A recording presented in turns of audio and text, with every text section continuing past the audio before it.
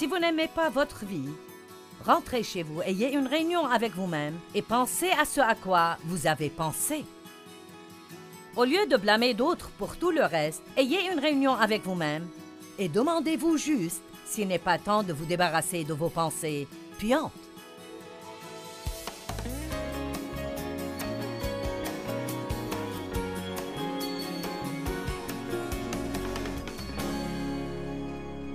Vous savez, c'est une chose d'avoir quelque chose par la foi, c'est une autre de l'avoir grâce à votre expérience.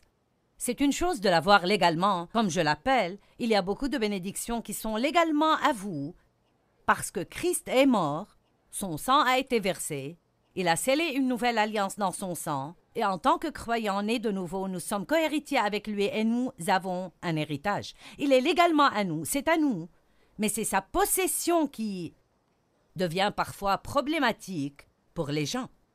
Les Israélites sont sortis des chaînes de l'Égypte. Ils étaient esclaves en Égypte. C'est l'équivalent d'être esclaves du péché. Dieu leur a envoyé un libérateur, Moïse, et nous en a envoyé un, Jésus-Christ. Et nous sommes sortis de l'esclavage du péché. Ils ont été délivrés de l'esclavage de Pharaon et ils se sont dirigés vers un lieu appelé la terre promise. Nous sortons de l'esclavage du péché et nous entendons parler des promesses de Dieu et nous commençons à apprendre comment nous les approprier dans notre vie. Bien, les Israélites devaient passer par un lieu que la Bible appelle le désert. C'était un voyage de 11 jours à vol d'oiseau, tout droit à travers ce désert. Cependant, ça leur a pris 40 longues, malheureuses et pénibles années avant que certains d'entre eux finalement y entrent. La plupart d'eux n'y entrèrent pas d'ailleurs. De plusieurs millions qui sont sortis, à peu près 1,5 million avec les enfants, très peu entrèrent dans la terre promise.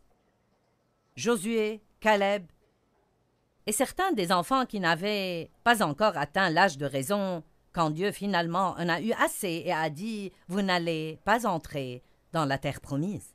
Maintenant, nous regardons leur histoire et nous secouons la tête en pensant que c'est bête. Si c'est un voyage de 11 jours, comment ça a pu vous prendre 40 ans pour vous y rendre? Mais il faut que nous nous réveillions ce soir et réalisions que beaucoup d'entre nous ont tourné autour des mêmes montagnes encore depuis trop longtemps. Et ma parole pour vous ce soir est il est temps de passer et d'avancer rapidement vers la terre promise. Or, ils pensaient que le problème, c'était leurs ennemis.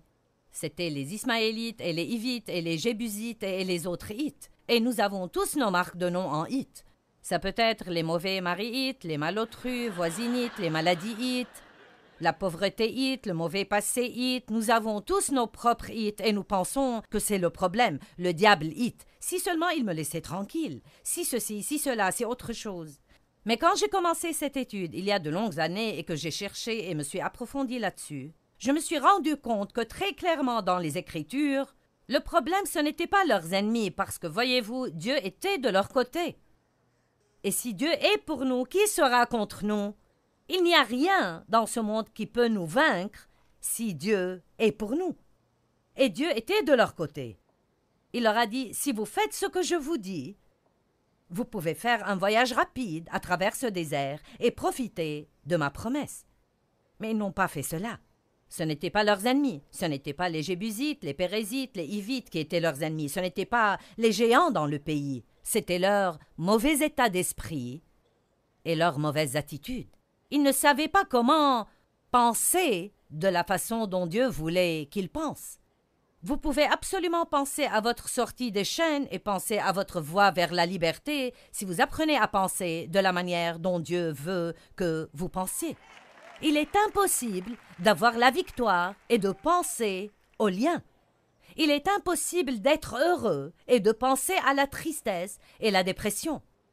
Il est impossible d'être libre du péché quand vous pensez que vous êtes lié par le péché.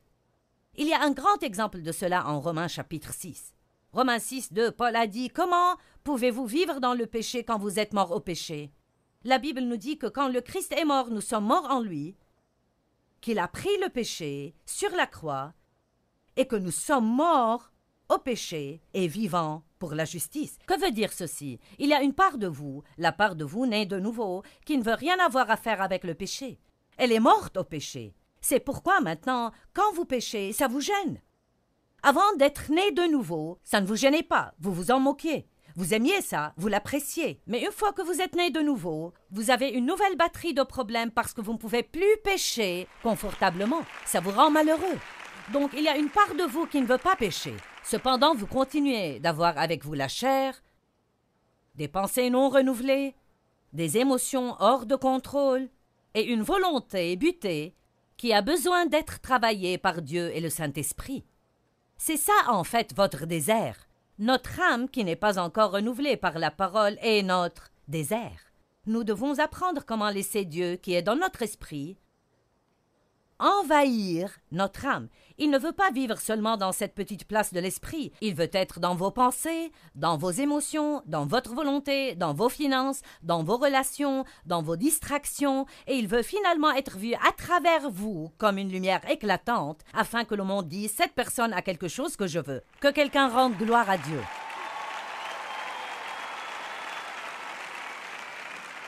Donc, Romains 6,2 dit « Nous sommes morts au péché ». Puis ensuite, Romains 6,11 dit « De même, vous aussi, considérez que vous êtes morts au péché et vivants pour la justice ». Le verbe « considérer » ici indique un processus de vos pensées. Donc, vous pourriez dire qu'en Romains 6,2, il est dit « Vous êtes morts au péché ». Puis qu'en Romains 6,11, il est dit « Maintenant, pensez que vous êtes morts au péché. Croyez que vous êtes morts au péché. » Donc nous disons « Je suis mort au péché » et chantons des chants disant que nous sommes libres en Christ et pas que nous avons peur du péché. Nous disons que nous sommes dépendants, je ne peux pas surmonter ça, c'est difficile, je ne peux pas me débarrasser de ceci et nous restons prisonniers dans cette zone déserte. Nous devons commencer à penser comme Dieu pense et dire ce que Dieu dit et ça va nous faire prendre le chemin le plus court à travers le désert et commencer à vivre dans les promesses de Dieu. Vous pouvez contrôler vos pensées avec l'aide de Dieu, beaucoup d'aide du Saint-Esprit, en vous appuyant beaucoup sur le Saint-Esprit. Vous pouvez contrôler vos pensées, mais pas tant que vous n'apprenez pas à faire un inventaire de vos pensées. Je peux l'appeler penser à ce à quoi vous êtes en train de penser. Où va la tête, l'homme suit. Si vous n'aimez pas votre vie, rentrez chez vous, ayez une réunion avec vous-même et pensez à ce à quoi vous avez pensé. Au lieu de blâmer d'autres pour tout le reste, ayez une réunion avec vous-même et demandez-vous juste s'il n'est pas temps de vous débarrasser de vos pensées puantes. Amen. Fixez vos pensées et gardez-les fixées sur de bonnes choses. Vous savez, une des deux écritures les plus populaires qu'on utilise quand on enseigne sur les pensées sont 2 Corinthiens 10, 4 et 5, les armes que nous utilisons ne sont pas charnelles. Ce sont les armes puissantes de Dieu pour détruire des forteresses, abattre les imaginations et les raisonnements. Nous faisons prisonnière toute pensée pour l'amener à obéir à Jésus-Christ. Donc il y a un combat dans nos pensées. Fausses idées, raisonnements et théories qui ne s'accordent pas avec la parole et la Bible nous donnent la responsabilité de les détecter et de les abattre. Maintenant, ce n'est pas notre responsabilité par nous-mêmes parce que quand vous vous appuyez sur le Saint-Esprit, vous devez dire « Dieu, je te demande de me rendre compte quand je pense de mauvaises pensées. » Juste prier. « Dieu, fais-moi me rendre compte chaque fois que je pense de mauvaises pensées. Ne me laisse pas penser à des choses stupides. Fais-moi me rendre compte quand je pense de mauvaises pensées. » Et donc, quand vous commencez à prier comme ça, vous allez commencer à réaliser « Je ne dois pas penser comme cela. » Je ne devrais pas penser à cela. Ce n'est pas en accord avec la parole. Et ces forteresses dans vos pensées sont abattues quand vous êtes un étudiant assidu de la parole de Dieu, qui est pour une part ce que vous êtes en train de faire ce soir. Je vous applaudis parce que vous avez pris un vendredi soir une partie de la soirée. Le travail de la semaine est fini et vous auriez pu faire toutes sortes de choses. Vous auriez pu sortir et dépenser votre paye pour quelque chose qui ne vous aurait fait aucun bien, ou vous auriez pu aller dans toutes sortes d'endroits, ou vous auriez pu rester à la maison parce que vous êtes fatigué d'avoir travaillé toute la semaine. Mais vous êtes ici, vous êtes venus par milliers, tout ce chemin jusqu'en haut de l'immeuble pour étudier la parole de Dieu et pour le louer. Je vous applaudis. Mais je dois aussi vous dire, je ne veux pas être décourageante, que ça ne suffit pas pour vous faire marcher dans la victoire. Vous devez vous lever et étudier davantage. Ensuite, priez un peu. Ensuite, louez un peu. Allez à l'église le jour suivant. Allez au service du milieu de semaine la semaine suivante. Regardez mon programme TV les 5 jours de la semaine d'après. Téléchargez quelque chose sur votre tablette ou sur votre portable. Étudiez la parole continuellement. La parole. Et bientôt, vous allez penser d'une façon complètement différente. Romains 12:2. Ne vous conformez pas à ce monde-ci, mais soyez transformés, complètement changés par le renouvellement de votre intelligence, pour discerner quelle est la volonté de Dieu, ce qui est bien, qui lui est agréable et parfait. Merci, je vous aime aussi.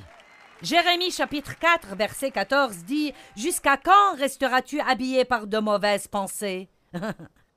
J'aime ça. Jérémie 4, 14 « Jusqu'à quand resteras-tu habité par de mauvaises pensées ?» Donc, la première chose que j'ai détectée, que je sentais que c'était un problème pour les Israélites, et qui contribuait au fait qu'ils mettaient tant de temps à avoir la victoire, et aussi la raison pour laquelle beaucoup d'entre eux n'ont jamais eu la victoire du tout. Et vous savez, il y a beaucoup de gens qui croient en Jésus et qui iront au ciel, mais ne profiteront jamais de la victoire ici, sur la terre. Le savez-vous? Vous pouvez aller au ciel sans victoire. Vous êtes sauvés par le sang du Christ, mais pour profiter du voyage, la victoire est nécessaire et je pense que pour être un témoin correct pour les autres, il faut la voir fonctionner dans votre vie. Amen. Donc, la première chose que j'ai vue, c'était qu'ils n'avaient pas une vision positive du futur. Ils parlaient toujours du passé. Ils pensaient que leur passé dictait leur futur. Et je suis ici pour vous dire que peu importe ce qui vous est arrivé dans le passé, peu importe ce qui se passe dans votre vie maintenant, cela n'a pas le pouvoir de vous empêcher d'avoir un futur extraordinairement génial si vous apprenez à regarder dans l'esprit. La Bible dit en Isaïe 11 que Jésus ne regardait ni ne décidait des choses qu'il entendait de ses oreilles et voyait de ses yeux. Il voyait avec ses yeux spirituels et écoutait avec ses oreilles spirituelles, et nous avons tous des oreilles sur notre tête et des yeux sur notre visage, mais nous avons aussi des oreilles et des yeux spirituels. Avec nos yeux naturels, nous voyons ce qui se passe et ce qui arrive dans notre vie, mais avec nos yeux spirituels, nous voyons ce que nous ne pouvons voir avec ces yeux-ci. Nous regardons avec une attitude de foi et nous disons « Dieu dit que je peux avoir un bon futur et je crois que je peux avoir un bon futur. » J'étais récemment dans un Starbucks dans une ville dans l'Utah. Une femme m'a reconnue et a commencé à me parler. Elle a dit « J'ai écrit à votre ministère et vous ai parlé de mes problèmes. » Et ainsi de suite. Elle a commencé à me raconter ses problèmes. Elle a dit « Oui, je vais vous dire. » Elle a dit « Dans ma vie, j'ai été jetée sous le bus. » Je ne lui ai pas dit ceci parce que je ne voulais pas la blesser, mais quand je suis partie, j'ai pensé « Madame, j'ai aussi été jetée sous le bus, mais maintenant je le conduis. » Amen. Bien, elle s'est juste arrêtée à « j'ai été jetée sous le bus ». Et je peux vous dire, elle va être assise quelque part à raconter la même triste histoire à quelqu'un dans 1 an, dans 5 ans, dans 10 ans. Seulement son histoire va être de plus en plus amère et va paraître encore pire parce qu'elle n'avait pas d'espoir de changement dans sa vie. Et j'ai essayé de lui dire, eh bien, Dieu peut changer les choses, vous devez avoir confiance et croire en Dieu. Et tout ce que je recevais comme réponse à chaque fois, c'était un mur ou une quelconque excuse. Son cas était un cas spécial, ce n'était pas comme tous les autres cas, personne n'avait jamais souffert comme elle avait été jetée sous le bus et elle était allongée sous les 4 roues et elle n'avait aucune intention de sortir de sous ce bus. Bon, j'ai décidé de conduire ce bus stupide. Et vous pouvez faire la même chose. Mais écoutez-moi bien, ce n'est pas quelque chose que quelqu'un peut décider à votre place. Chaque personne doit décider cela elle-même. J'aimerais que nous regardions un exemple dans Genèse au chapitre 13. Nous voyons ici un homme, Abraham, qui a tout perdu, et cependant il finit avec plus que ce qu'il avait perdu. Dans l'économie de Dieu, vous pouvez perdre jusqu'à la moindre chose que vous avez, et si vous voyez avec les yeux de la foi, vous finissez avec davantage que ce que vous avez laissé. Job avait tout perdu, avait des problèmes terribles, et à la fin, Dieu lui a donné 2 fois plus que ce qu'il avait perdu. Abraham avait béni son neveu Lot en lui partageant ce qu'il avait, et ensuite, ils sont devenus si prospères tous les deux, ils avaient tellement de troupeaux et tellement d'employés qu'ils ne s'entendaient plus, les employés. Et donc, Abraham alla voir Lot, prit l'initiative, voulant être un artisan de paix, et il a dit « Je te prie qu'il n'y ait pas de conflit entre nous. Décide quelle part du pays tu veux, et je prendrai ce que tu ne me prends pas. » Voici, je pense que c'est une attitude plutôt extraordinairement humble ici.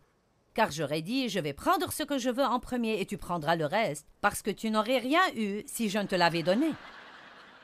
Mais Abraham était évidemment un homme de Dieu, ce qui est probablement la raison pour laquelle Dieu a pu faire alliance avec lui et l'utiliser comme il l'a fait. Donc, effectivement, si vous lisez le chapitre 13, Lot choisit la meilleure part de la vallée du Jourdain, et Abraham a dû prendre ce qui restait. Donc il n'était pas en très bonne forme. Mais au verset 14, il est dit, « Le Seigneur dit à Abraham, après que Lot se fut séparé de lui, lève donc les yeux et du lieu où tu es, regarde au nord, au sud, à l'est et à l'ouest. Oui, tout le pays que tu vois, je te le donne ainsi qu'à ta descendance pour toujours. » Et au verset 17, il est dit, « Lève-toi, parcours le pays, en long et en large, car je te le donne. » Donc, il dit 2 choses ici. Les 2 sont importantes. La première, il a dit, « Regarde au nord, au sud, à l'est et à l'ouest, et tout ce que tu peux voir, je te le donne. » Bon, de toute évidence, il lui disait de regarder avec ses yeux naturels. Mais je crois que Dieu veut vous dire ce soir, « Regarde vers le futur. Que vois-tu par la foi pour ta vie? Est-ce que tu peux te voir sans dette? Est-ce que tu peux te voir propriétaire de ta maison? Est-ce que tu peux te voir avec une nouvelle voiture? Est-ce que tu peux te voir dans un meilleur travail? Est-ce que tu peux te voir être une bénédiction pour beaucoup, beaucoup, beaucoup de gens? Est-ce que tu peux te voir vivre et jouir de ton rêve, quel que puisse être ce rêve?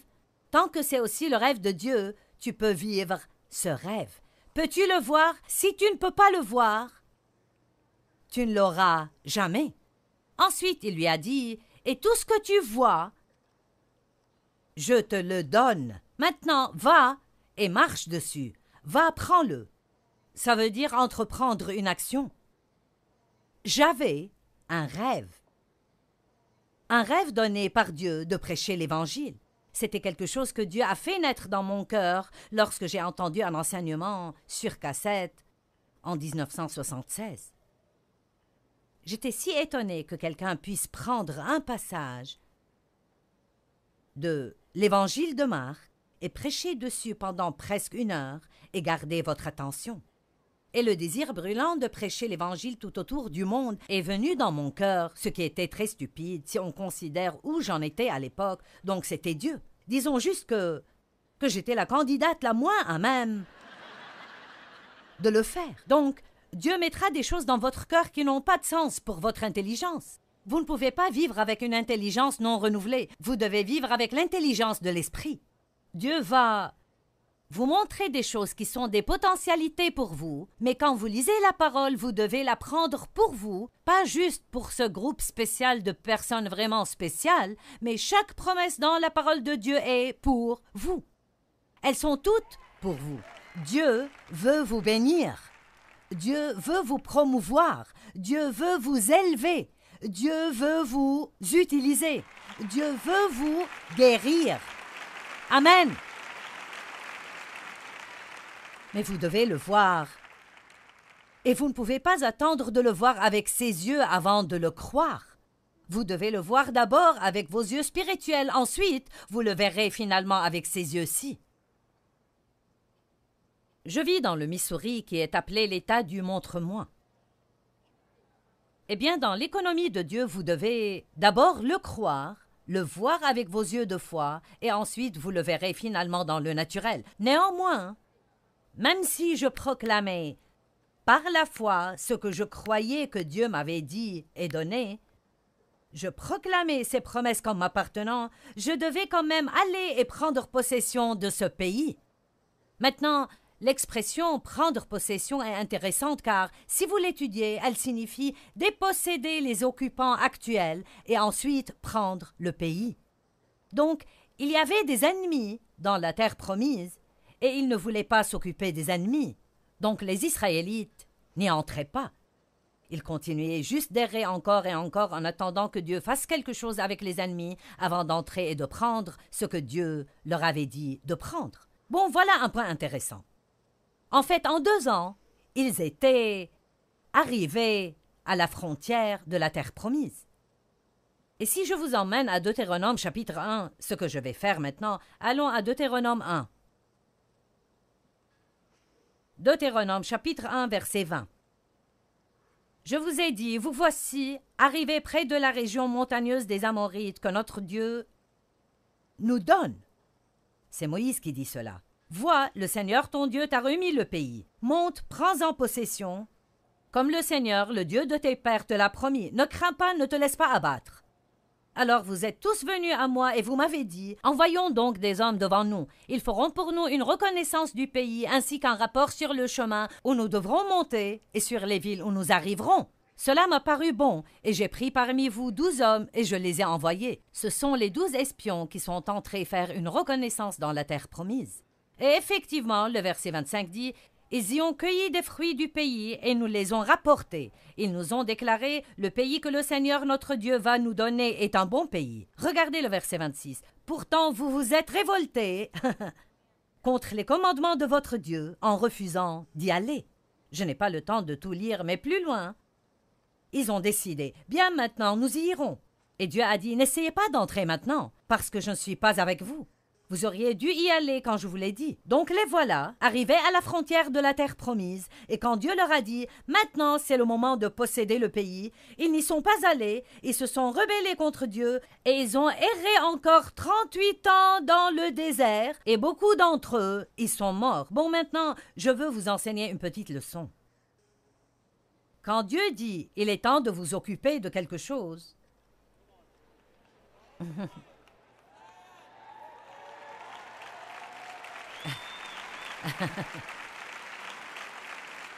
quand Dieu vous dit de vous occuper de quelque chose, il y a une onction pour le faire à ce moment-là. Et vous ne pouvez pas le mettre de côté jusqu'à un moment plus pratique ou un moment apparemment plus facile ou un moment où vous vous sentez prêt, parce qu'alors vous pouvez décider « J'en ai marre de supporter ça, je pense que je vais m'en occuper maintenant » et puis vous rendre compte que Dieu ne vous a pas oint à ce moment-là. Nous devons apprendre que quand Dieu touche des choses dans nos vies, il faut le prendre sérieusement. Si Dieu s'occupe d'une mauvaise attitude chez vous, il faut agir. S'il s'occupe de vous concernant le manque de pardon chez vous, agissez en conséquent. Ne donnez pas l'excuse que c'est difficile de pardonner aux gens. Je vais vous dire ce qui est difficile. Haïr les gens, c'est bien plus dur que de pardonner aux gens. Le pardon est facile comparé à la haine et l'amertume et au ressentiment et au fait d'être plein de poison tout le temps.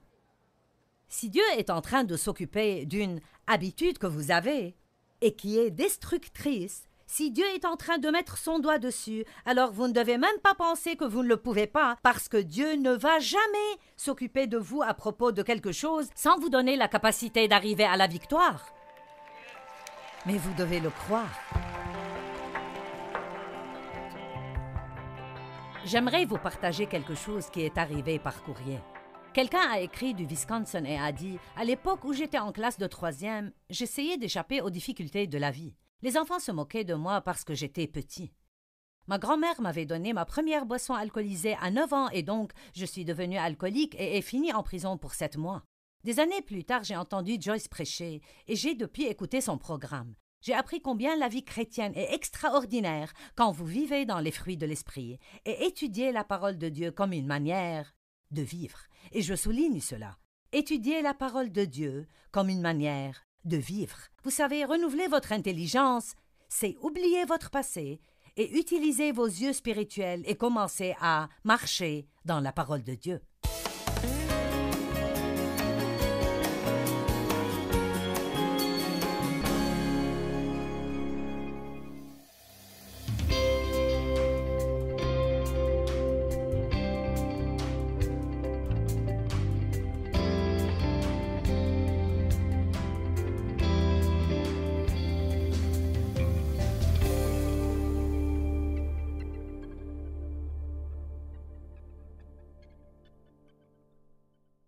Thôi mong chờ, vậy sao bật khóc trong ngu ngơ.